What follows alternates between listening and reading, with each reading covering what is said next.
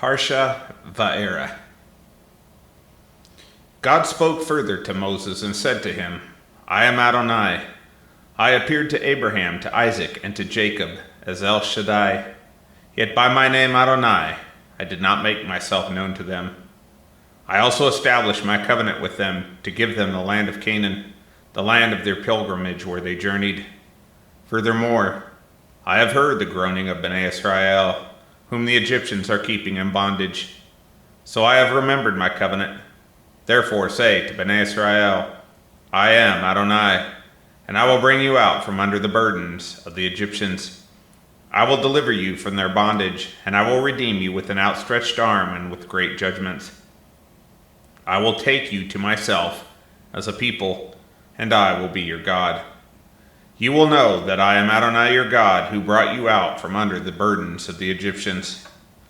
So I will bring you into the land that I swore to give to Abraham, to Isaac, and to Jacob, and give it to you as an inheritance. I am Adonai. Moses spoke this way to Bnei Israel, but they did not listen to him because of their broken spirit and cruel bondage. So Adonai told Moses, Go speak to Pharaoh, king of Egypt, so that he will let Bnei Israel go out of his land. But Moses said to Adonai, Bnei Israel has not listened to me. So how would Pharaoh listen to me, I who have uncircumcised lips? Then Adonai spoke to Moses and to Aaron, and gave them a charge for Bnei Israel and Pharaoh, king of Egypt, to bring Bnei Israel out of the land of Egypt. These are the heads of their fathers' houses, the sons of Reuben, the firstborn of Israel, were Hanok, Palu, Hezron, and Carmi. These are the families of Reuben. The sons of Simeon were Yemuel, Yamin, Ohad, Jachin, Zohar, and Shaul, the son of a Canaanite woman. These are the families of Simeon. These are the names of the sons of Levi, according to their generations: Gershon, Kohath, and Merari. Levi lived 137 years. The sons of Gershon were Libni and Shemni, according to their families. The sons of Kohath were Amram, Izhar, Hebron, and Uzziel. Kohath lived 133 years. The sons of Merari were Mali and Mushai. These are the families of the Levites according to their generations. Amram married Jochebed, his father's sister, and she bore him Aaron and Moses. Amram lived 137 years. The sons of Issachar were Korah, Nepheg, and Zerki. The sons of Uzziel were Mishael, Elishaphan, and Sethri. Aaron married Elisheba, daughter of Amminadab, sister of Nashon, and she bore him Nadab and Abihu, Eleazar, and Ithamar. The sons of Korah were Asir, Elkanah, and Abiasaph. These are the families of the Korhites. Eleazar, Aaron's son, married one of the daughters of Putiel, and she bore him Phinehas. These are the heads of the ancestral houses of the Levites according to their families. These are the same Aaron and Moses to whom Adonai said, Bring Bnei Israel out from the land of Egypt according to their divisions. These are the ones that spoke to Pharaoh, king of Egypt, to bring Bnei Israel out from Egypt. These are the same Moses and Aaron. And so it happened on the day when Adonai spoke to Moses in the land of Egypt, that Adonai said to Moses, I am Adonai. Tell Pharaoh, king of Egypt, everything that I tell to you. But Moses said to Adonai, I am of uncircumcised lips, so how would Pharaoh listen to me? Chapter 7. So Adonai said to Moses, See, I have set you as God to Pharaoh, and Aaron your brother will be your prophet. You are to speak all that I command you, and Aaron your brother is to speak to Pharaoh, so that he will let Bnei Israel go out of his land. Yet I will harden Pharaoh's heart, and multiply my signs and wonders in the land of Egypt. But Pharaoh will not listen to you. So I will lay my hand upon Egypt and bring forth my armies. my people, Bnei Israel, out of the land of Egypt by great judgments. The Egyptians will know that I am Adonai when I stretch out my hand against Egypt and bring out Bnei Israel from among them. So Moses and Aaron did as Adonai commanded them. Moses was 80 years old and Aaron 83 years old when they spoke to Pharaoh. Adonai told Moses and Aaron, "When Pharaoh speaks to you saying, 'Prove yourselves with a miracle,' then you are to say to Aaron, 'Cast your staff and cast it before Pharaoh so that it may become a serpent.'" So Moses and Aaron went into Pharaoh and did as Adonai had commanded. Aaron threw down his staff before Pharaoh and before his servants, and it became a serpent. Then Pharaoh called for the wise men and the sorcerers, and they too, the magicians of Egypt, did the same with their secret arts. For each man threw down his staff, and they became serpents. But Aaron's staff swallowed up their staffs. Yet Pharaoh's heart was hardened, so he did not listen to them, just as Adonai had said. Then Adonai said to Moses, "Pharaoh's heart is stubborn. He refuses to let the people go. Go to Pharaoh in the morning, and as he is coming out to the water, stand ready to meet him by the bank of the Nile. Take the staff that was transformed into a serpent in your hand. You are to say to him, 'Adonai, God of the Hebrews, has sent me to you, saying, Let my people go, so they may serve me in the wilderness.' And behold, you have not listened. This is what Adonai says. By this you will know that I am Adonai. Behold, I will strike the waters that are in the river with the staff that is in my hand, and they will be turned to blood. The fish that are in the river will die, the river will become foul, and the Egyptians will hate to drink water from the Nile."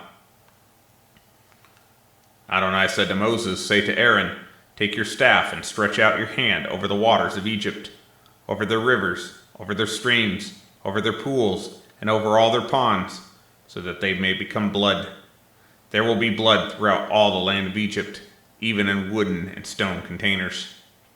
So Moses and Aaron did as Adonai commanded. He lifted up the staff and struck the waters that were in the river in the sight of Pharaoh and his servants, and all the waters of the Nile turned to blood. And when the fish that were in the river died, the river became so foul that the Egyptians could not drink water from the river. The blood was throughout all the land of Egypt. But the magicians of Egypt did the same with their secret arts. So Pharaoh's heart was hardened, and he did not listen to them, just as Adonai had said. Pharaoh turned and went into his house, and did not even take it to heart. So all the Egyptians dug around the river for water to drink, because they could not drink from the river of the Nile. 7 days were fulfilled after Adonai had struck the Nile. Then Adonai said to Moses, "Go to Pharaoh and say to him, 'This is what Adonai says, Let my people go, so they may serve me. If you refuse to let them go, see, I will strike all your territory with frogs. The river will swarm with frogs. They will go up and enter your house, into your bedroom, upon your bed, into the houses of your servants, upon your people, into your ovens, in your kneading bowls. The frogs will climb up on you, your people, and all your servants." Chapter 8. Then Adonai told Moses, "Say to Aaron, stretch out your hand with your staff over the rivers, canals, and pools, and cause frogs to come up over the land of Egypt." So Aaron stretched out his hand over the waters of Egypt, and the frogs came up and covered the land. But the magicians did the same with their secret arts and brought up frogs over the land of Egypt. Then Pharaoh called for Moses and Aaron and said, "Pray to Adonai that he would take the frogs away from me and from my people. Then I will let the people go so they may sacrifice to Adonai." Moses answered Pharaoh, "Boast about me after I pray for you. When am I to pray for you, your servants, and your people, that the frogs would be cut off from you and your houses and remain only in the Nile?" "Tomorrow," he said. So he said, "Let it happen according to your words, so that you may know that there is none like Adonai our God. The frogs will depart from you, from your houses, from your servants, and from your people. They will remain only in the Nile." So Moses and Aaron went out from Pharaoh. Moses cried out to Adonai concerning the frogs which he had brought upon Pharaoh. So Adonai acted according to the word of Moses, and the frogs died out of the houses, the courts, and the fields. They piled them together in large heaps, and the land stank. But when Pharaoh saw that there was relief, he hardened his heart and did not listen to them, just as Adonai had said. So Adonai said to Moses, "Tell Aaron, stretch out your staff and strike the dust of the earth, and it will become gnats throughout all the land of Egypt." So they did. When Aaron stretched out his hand with his staff and struck the dust of the earth, there were gnats on men and animals. All the dust of the earth became gnats throughout all the land of Egypt. When the magicians attempted the same with their secret arts to bring forth gnats, they could not. So there were gnats on men and animals. So the magicians said to Pharaoh, "This is the finger of God." But Pharaoh's heart was hardened. He did not listen to them, just as Adonai had said. Then Adonai said to Moses, "Rise up early in the morning and stand before Pharaoh. As he comes to the water, say to him, 'This is what Adonai says, let my people go, that they may serve me. Or else, if you do not let my people go, I will send the swarm of flies on you and on your servants, on your people, and into your houses. The houses of the Egyptians will be full of the swarm of flies, including the ground that they stand on. But on that day I will set apart the land of Goshen, where my people are dwelling, except no swarm of flies will be there, so that you may know that I, Adonai, am in the midst of the earth. For I will make a distinction between my people and your people. By tomorrow this sign will happen." And Adonai did just so. A massive swarm of flies went into the house of Pharaoh and into his servants' houses. All the land of Egypt was ruined because of the swarm of flies. So Pharaoh called for Moses and Aaron and said, "Go, sacrifice to your God in the land." But Moses said, "That would not be right. For the offerings we intend to sacrifice to Adonai our God are an abomination to the Egyptians. If we sacrifice what is an abomination to the Egyptians, wouldn't they stone us? We must walk a 3-day journey into the wilderness and sacrifice to Adonai our God, just as he tells us." And Pharaoh said, "I will let you go so that you may sacrifice to Adonai your God in the wilderness. Only you must not go very far away. Pray for me." So Moses said, "See, I am leaving you. And I will pray to Adonai that the swarm of flies will depart from Pharaoh, his servants, and from his people tomorrow. However, let Pharaoh no longer deal deceitfully by not letting the people go sacrifice to Adonai." Then Moses went out from Pharaoh and prayed to Adonai. And Adonai acted according to the word of Moses and removed the swarm of flies from Pharaoh, from his servants, and from his people. Nothing remained. But Pharaoh hardened his heart this time also, and did not let the people go. Chapter 9. Then Adonai said to Moses, "Go in to Pharaoh and tell him, 'This is what Adonai, God of the Hebrews, says. Let my people go, so that they may serve me.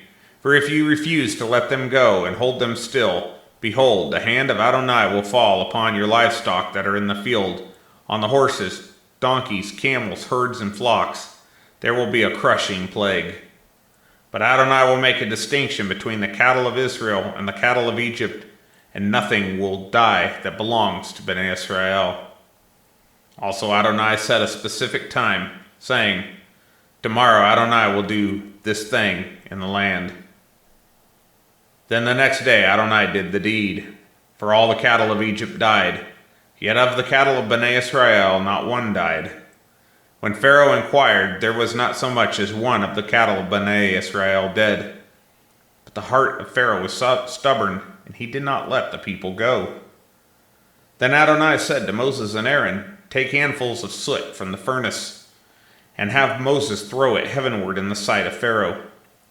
It will become fine dust over all the land of Egypt, and will become boils erupting with sores on both men and animals throughout all the land." So they took soot from the furnace and stood before Pharaoh. When Moses threw it heavenward, it became boils erupting with sores on both men and animals. Moreover, the magicians couldn't even stand before Moses because of the boils, because they were on the magicians as on all the Egyptians. But Adonai hardened the heart of Pharaoh, so he did not listen to them, just as Adonai had said to Moses. Then Adonai said to Moses, "Rise up early in the morning, stand before Pharaoh and say to him, 'This is what Adonai, the God of the Hebrews, says. Let my people go, so they may serve me. For this time I will send all my plagues to your heart, and on your servants and your people, so that you may know that there is none like me in all the earth. Surely by now I could have stretched out my hand and struck you and your people with a plague that would have wiped you off the earth. However, I have let you stand for this reason, to show you my power, that my name might be proclaimed throughout all the earth. Yet still you exalt yourself over my people by not letting them go. Behold, tomorrow at about this time, I will cause it to rain a very severe hailstorm, the likes of which have not occurred in Egypt since the day it was founded till now. Send word, shelter your cattle and all you have in the field, for every person and animal found in the field and not brought home, when the hail comes down on them, they will die. Whoever feared the word of Adonai among the servants of Pharaoh had his own servants and cattle flee into the houses. But whosoever disregarded the word of Adonai left his servants and cattle in the field. Then Adonai said to Moses, "Stretch out your hand toward heaven, and let there be hail in all the land of Egypt, on people, animals, every plant in the field throughout all the land." So Moses stretched out his staff toward heaven, and Adonai sent thunder and hail. Fire came down on the earth as Adonai rained hail in the land of Egypt.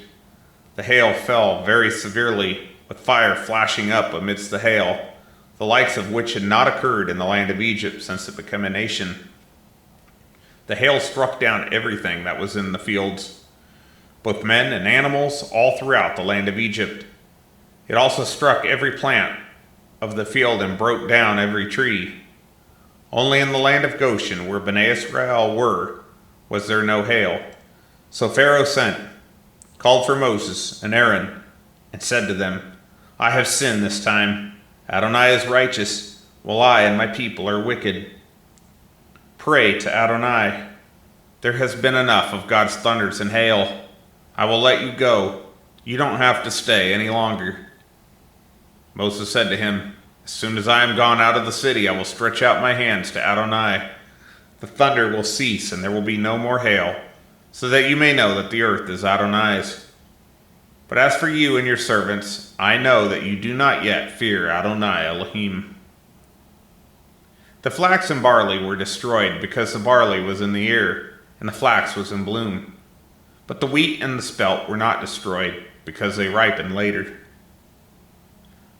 Moses went out of the city away from Pharaoh, and stretched out his hands to Adonai. Then the thunder and hail ceased, and rain no longer poured down on the earth. But when Pharaoh saw the rain, the hail, and thunder had ceased, he increased his sin and hardened his heart, both he and his servants. So Pharaoh's heart was hardened, and he did not let Bnei Israel go, just as Adonai had said by Moses' hand.